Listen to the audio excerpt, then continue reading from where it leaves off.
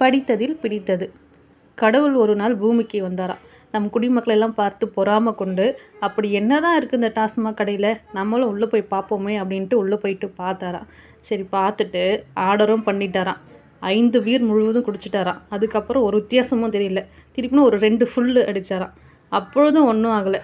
திருப்பின்னும் முதலிருந்து 5 beer ஆரம்பிச்சாராம். கடைக்காரருக்கு ஆச்சரியமாக இருந்ததா, யார் நீ இவ்வளோ குடிச்சா உனக்கு போதை ஏறல, மறுபடியும் கேட்குற?